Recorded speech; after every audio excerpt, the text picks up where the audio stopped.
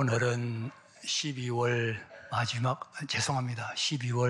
첫 주일입니다. 벌써 한 해의 마지막 달인 12월을 맞이했습니다. 돌이켜보면 아무것도 이룬 것은 없는데 또 한 해가 지나가는 것 같습니다. 우리가 이 해를 시작할 때 나름대로 다짐도 있었고 결심도 있었습니다. 계획도 있었습니다. 이제 와서 생각해 보면 제대로 이룬 것은 없는데 세월만 간 것이 아닌가 하는 생각이 듭니다. 후회의 마음, 후회스러운 마음을 떨쳐버릴 수가 없습니다. 다시 한번 정리를 해보십시다. 후회 없는 삶은 어떤 삶이겠습니까? 왜 우리 인생에는 이렇게 후회가 많습니까? 후회 없는 삶은 어떤 삶이겠습니까? 후회 없는 삶은 먼저 목적이 분명한 삶입니다. 목적이 중요합니다. 목적이 분명할 때 후회가 없습니다. 목적 없이 되는 대로 살았기 때문에 나중에 후회하게 된다는 이야기입니다. 현대인들은 삶의 목적을 잃어버렸습니다. 돈을 버는데 왜 돈을 버는지 목적이 없습니다. 돈 버는 것 자체가 목적이 되어버렸습니다. 돈 버는 목적을 잃어버렸습니다. 공부를 하고 공부를 시키는데 왜 공부를 해야 되는지 목적을 모릅니다. 그냥 공부하라는 것입니다. 아침부터 저녁까지 몸이 상하도록 열심히 일하는데 목적이 무엇인지 목적을 모르고 있습니다. 그래서 불행하고, 그래서 피곤하고, 그래서 힘들고 있습니다. 미국에 미시시피 강이라고 있습니다. 세계에서 세 번째로 긴 강으로 알고 있는데 이 강을 따라 이 배를 타고 여행을 하고 있는 한 사람이 선장에게 물었습니다. 선장님, 이 강의 발원지가 어디입니까? 선장의 대답이 잘 모릅니다. 또 묻습니다. 이 강의 하구는 어디입니까? 선장이 그것도 나는 잘 모릅니다. 그러면서 선장이 대답합니다. 그러나 나는 우리 배가 가야 할 목적지, 그 항구는 분명히 알고 있습니다. 나는 그것만 알면 됩니다. 여러분, 얼마나 중요한 이야기입니까? 내 배가 가야 할 목적지, 거기만 알면 된다는 거예요. 그런데 다른 거 쓸데없는 거 잔뜩 알고 있는데 막상 가야 할 목적지는 모르고 있습니다. 목적을 모른다는 거예요. 여기에 문제가 있고 여기에 비극이 있다는 이야기입니다. 목적이 중요합니다. 인간의 불행은 목적이 없거나 목적을 모른다는 데 있습니다. 후회되는 삶도 목적이 없었기 때문에, 목적을 몰랐기 때문에 결국은 후회할 수밖에 없습니다. 그 다음 또 후회되는 삶은 목적과 일치하는 삶을 살지 못했을 때 후회합니다. 나름대로 어렴풋이 목적은 알고 있습니다. 그러나 그 목적을 이루는 삶을 살지를 못했습니다. 이리 미루고 저리 미룹니다. 내일로 미루고 또 내일로 미루다가 한 해가 다 가버렸습니다. 그런가 하면 목적을 이루는데 내 모든 삶과 내 모든 정력과 힘을 집중하지를 않습니다. 이리 휘청거리고 저리 휘청거리고 이리 돌고 저리 돌고 허우적거리고 있습니다. 내 모든 역량을 총 집중해서 목적에 쏟아부어야 할 텐데 그러지 못하고 이리저리 휘청거리다가 세월이 다 가버렸습니다. 그러니 또 한 번 후회할 수밖에 없습니다. 성경에서 사도 바울은 자기 인생의 목적을 분명하게 알았던 사람입니다. 바울은 하나님의 경륜 가운데 나는 이방인의 사도로 택정함을 받았다. 나는 처음부터 하나님께서 이방인의 사도로 쓰기 위하여 정하셨고 예비하셨고 부른 사람이다. 자기의 삶의 목적을 분명히 알았습니다. 그리고 그는 철저하게 그 목적에 따라 살았습니다. 그래서 그는 후회가 없었습니다. 행복했습니다. 자신만만했습니다. 우리가 인간적으로 생각할 때 사도 바울에게는 우리가 소위 말하는 행복이라는 그 조건에 해당되는 거 없었습니다. 뭐가 있습니까? 가족이 있었습니까? 재물이 있었습니까? 명예가 있었습니까? 아무것도 없습니다. 그런데도 그는 늘 행복했고 당당했고 자신만만했습니다. 한 번도 후회해 본 적이 없습니다. 이유는 목적이 분명했고 그 목적에 따라 자기의 삶을 살았기 때문입니다. 목적이 중요합니다. 오늘 우리 본문은 바로 이 진리에 대해서 예수님께서 중요한 말씀을 가르쳐주고 있습니다. 왜 우리의 삶에 목적이 분명하지 못하느냐? 또 목적이 있는데 왜 그 목적에 따라 삶을 살지 못하느냐? 이것을 본문에서 가르치고 있습니다. 우리 본문을 돌아가서 24절을 한번 함께 읽어보겠습니다. 24절 시작. 한 사람이 혹 이를 미워하고 저를 사랑하거나 혹 이를 중히 여기고 저를 겸하여 섬기지 너희가 하나님과 재물을 겸하여 섬기지 못한다. 다시 말하면 두 주인을 섬기지 못한다. 모든 문제가 어디 있느냐? 두 주인을 섬기는데 문제가 있다. 예수님의 말씀의 요지입니다. 보세요. 사람은 하나님의 피조물입니다.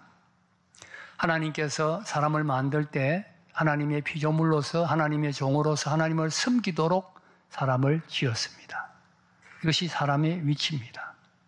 그러나 동시에 또 하나님은 사람에게 만물을 다스리라고 했습니다. 만물의 주인입니다. 그러니 사람은 이중적 위치를 가집니다. 하나님을 향하여서는 주인으로 섬기고 만물을 향하여서는 내가 주인으로 오히려 다스리는 것입니다. 이것이 인간의 위치입니다.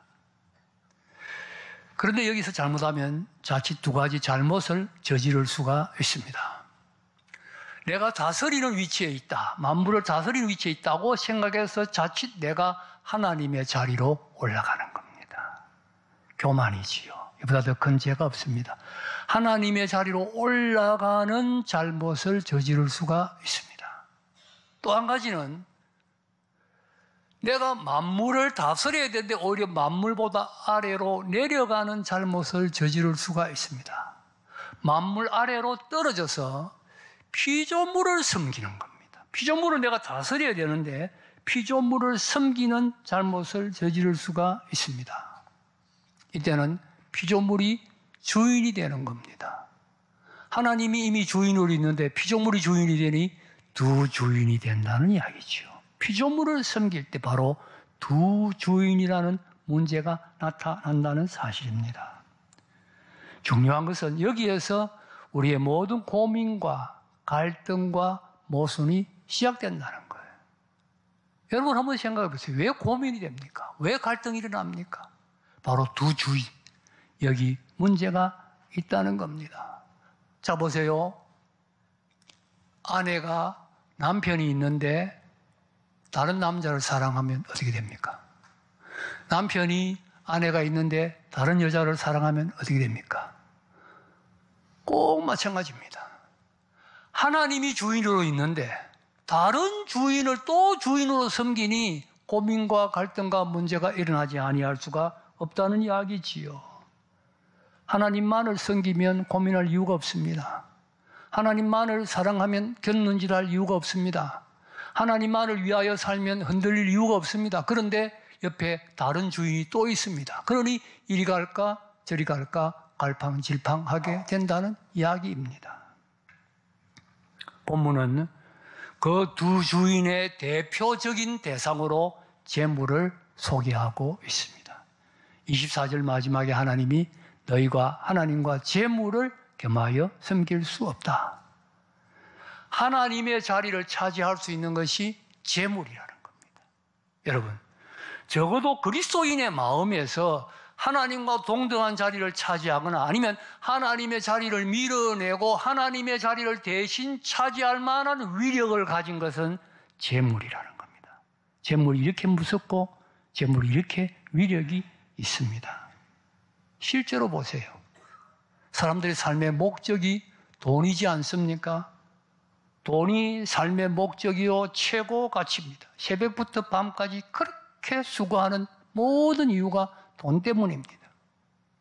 새벽기도 나오시는 분들은 참 시간을 희생하고 잠을 줄여서 하나님 앞에 기도하기 위하여 새벽기도 나옵니다. 얼마나 귀한 일인지 모릅니다. 나는 새벽기도 하기 위해서, 하나님 섬기기 위해서 잠도 줄이고 이렇게 수고한다 생각을 할 수 있습니다. 그런데 여러분 새벽기도 나올 때 한번 보십시오. 컴컴한 거리에 택시들이 다니고 있습니다. 그 택시기사들은 새벽기도 나오는 여러분보다 더 잠을 덜 잡니다. 더 빨리 일어납니다. 무엇 때문에 그렇게 합니까? 목적이 뭐지요? 돈 벌기 위해서입니다. 돈 벌기 위해서입니다. 우리가 기도하기 위하여 드리는 시간과 정성과 그분들이 돈 벌기 위하여 드리는 시간과 정성은 비교가 되지가 않습니다. 그들이 그렇게 부지런한 것이 나쁘다는 이야기가 아닙니다. 문제는 그렇게 재물에 매이다 보니 재물의 노예가 되고 재물이 주인이 되고 만다는 이야기예요. 재물이 주인이 된다는 이야기죠. 여러분 그뿐입니까? 돈 벌기 위해서는 수단 방법을 가리지 않잖아요. 돈 앞에서는 가족도 없고 형제도 없습니다. 우리 주위에 일어나는 대부분의 모든 나쁜 일들이 돈 때문에 일어나지 않습니까? 돈이 주인이라는 거예요. 돈이 하나님의 위치를 차지하고 돈이 두 주인이 되고 있다는 이야기지요. 그래서 우리 본문은 재물을 두 주인으로 섬기지 말라 말씀합니다. 19절에서 21절 말씀은 사실은 핵심이 그 뜻입니다. 19절 21절 한번 읽어보겠습니다. 시작. 너희를 위하여 보물을 땅에 쌓아두지 말라. 거기는 좀과 동록이 해하며 도둑이 구멍을 뚫고 도둑질하느니라. 오직 보물을 위하여 거기는 좁이나 동록이 해하지 못하며 도둑이 구멍을 뚫지도 못하고 도둑질도 못하느니라. 내 보물이 있는 그곳에는 내 마음도 있느니라. 재물을 땅에 쌓아두지 말고 하늘에 쌓아두라 그랬는데 그러면 저축하지 말라는 말이냐, 돈을 모으지 말라는 말이냐, 그런 뜻이 아닙니다. 돈 모으는 그것만이 유일한 목적이 되고 그것이 내 삶의 보람이 될 때 돈이 주인이 된다는 겁니다. 그렇게 하지 말라는 겁니다. 하나님 섬기는 것보다 돈 섬기는 것, 돈 모으는 것이 먼저일 때 돈이 주인이 됩니다. 자나 깨나 돈만 생각하고 있으면 돈이 주인이 됩니다. 거기에서 자유하기 위해서 재물을 하늘에 쌓아두라. 보물이 있는 그곳에 마음이 있다. 그래서 마음을 이 땅에 재물에 마음을 두지 말고 하늘에 두라. 그러므로서 재물로부터 자유하라. 재물을 주인으로 섬기지 말라 말씀하고 있는 것이지요. 여러분은 어떤 것 같아요? 재물이 또 하나의 주인이 되어 있는 것은 아닙니까? 재물을 위해서라면 하나님도 뒷전이고 주일도 뒷전이고 그렇게 된다면 재물이 이미 주인이 된 것입니다. 여기에 문제가 있습니다.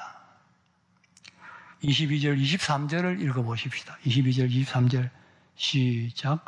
눈은 몸의 등불이니 그러므로 내 눈이 성하면 온몸이 밝을 것이요 눈이 나쁘면 온몸이 어두울 것이니 내게 어두우면 그 어두움이 얼마나.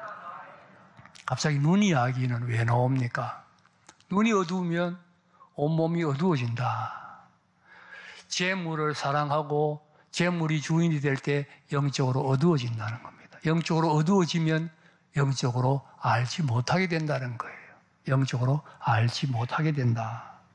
여러분, 영적으로 모르는 것이 얼마나 무서운 것인지 모릅니다.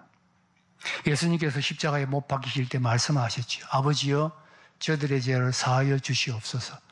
자기들의 하는 일을 알지 못함이니이다.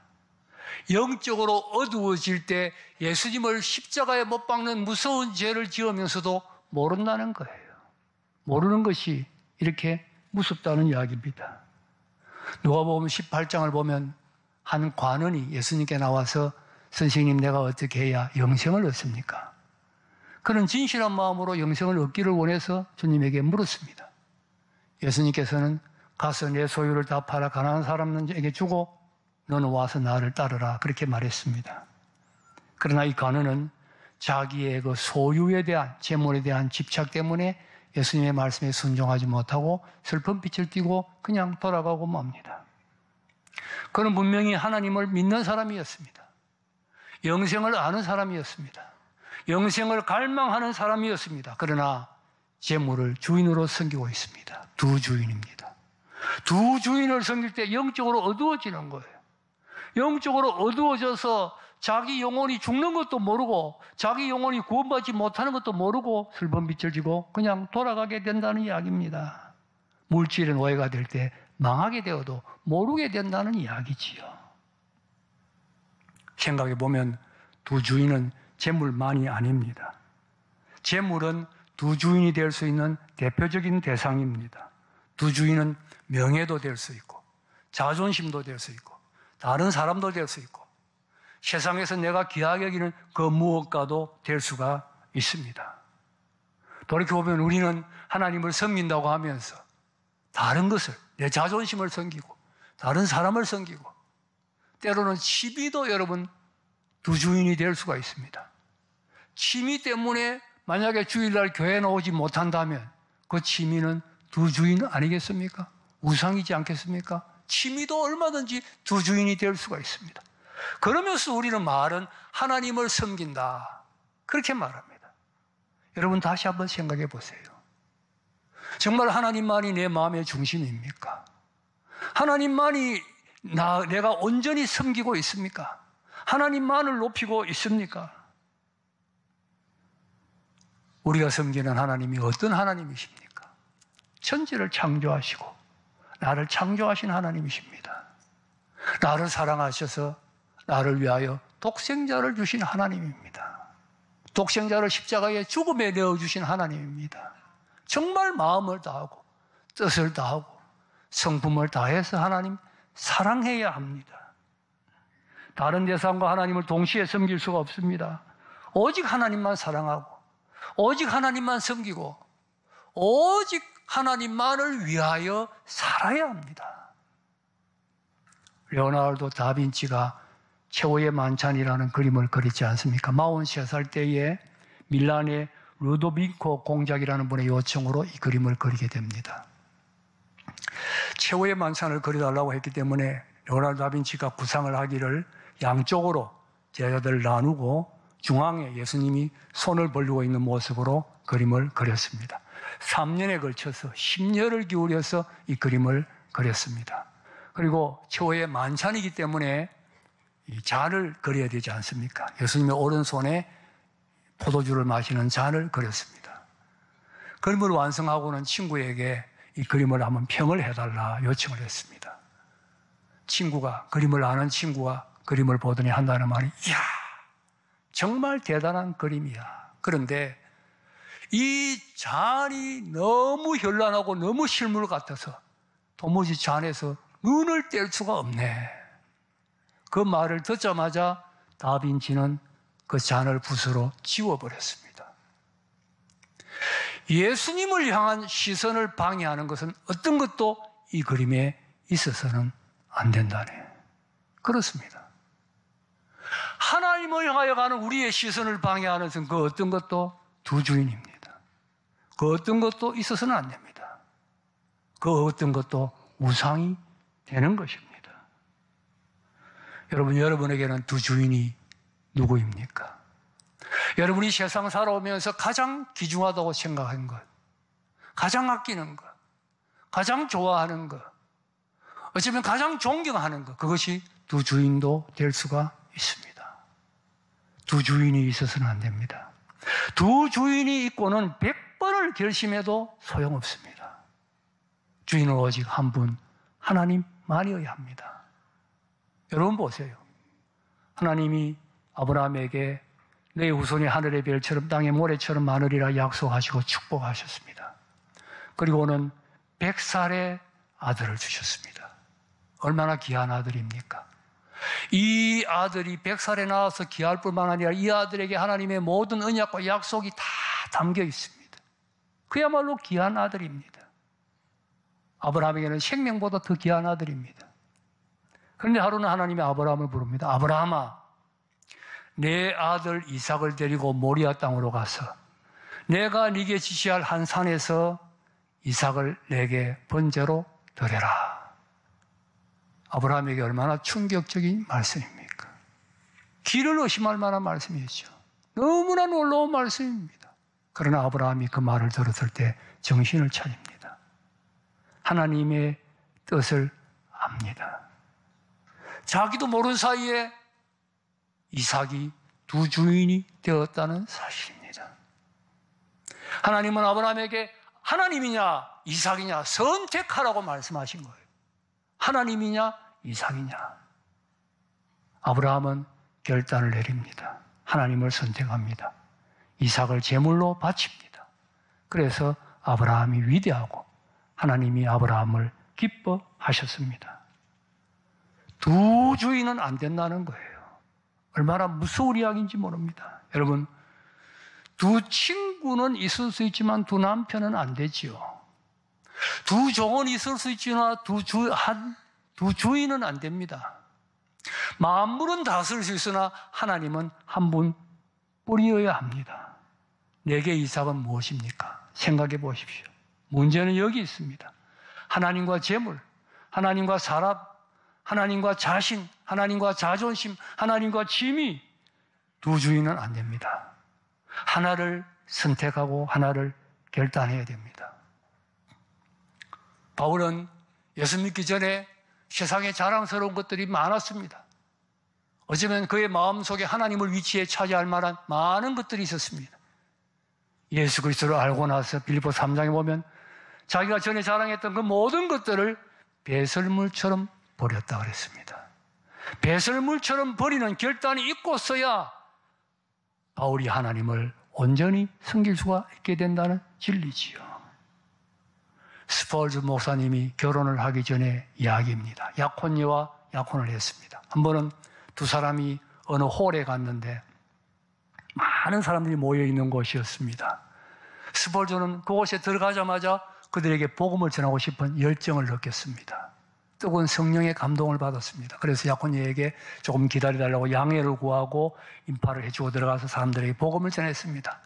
열심히 복음을 전하다가 이제 다시 약혼녀에게 돌아와 보니 약혼녀는 자리에 없었습니다. 삐져서 집에 먼저 가버리고 만 것이지요. 집에 찾아갔습니다. 2층에 올라가서 내려오지도 않습니다. 간청을 해서 내려와 달라고 부탁해서 내려왔습니다. 정중하게 사과했습니다. 잘못을 사과하고 그리고 이야기했습니다. 이제 당신과 내가 결혼하는데 결혼하기 전에 우리가 서로 더 잘 알아야 할 것이 있습니다. 분명히 해야 할 것이 하나 있습니다. 내게 있어서는 언제나 하나님이 첫째입니다. 그리고 하나님의 일이 첫째입니다. 당신은 내게 두 번째입니다. 당신이 기꺼이 내게 두 번째가 되어준다면 우리는 행복하게 살 수 있을 것입니다. 이 부인이 나중에 이야기하기를 그 말을 할 때 자기는 남편에게 첫 번째 자리를 차지하는 그분의 임재를 강하게 느낄 수 있었다고 고백했습니다. 약혼녀는 기꺼이 두 번째 자리를 차지하겠다고 약속했고 두 사람은 행복하게 살았습니다. 여러분은 어떻습니까? 여러분에게 두 주인은 누구입니까? 고민과 갈등의 뿌리가 여기에 있습니다. 두 주인을 그대로 두고는 100번을 결심해도 소용없습니다. 우리의 마음에 그 무엇도 하나님의 자리를 차지해서는 안 됩니다. 하나님만을 사랑하고 하나님만을 섬겨야 됩니다. 나의 창조자요, 나의 구원자 되시는 하나님 한 분, 나를 그토록 사랑하시는 하나님 그분만을 사랑하고 그분만을 위하여 살아야 됩니다. 그분만이 내 인생의 진정한 유일한 목적이 되어야 합니다. 그리야 할 때 거기 진정 인생의 보람이 있고 기쁨이 있고 행복이 있습니다. 그렇게 살아가는 삶에 절대 후회가 없습니다. 하나님 한 분만을 주인으로 모시고 그분을 위하여 복된 삶 살아가는 우리 모두가 다 될 수 있기를 주님의 이름으로 축복합니다.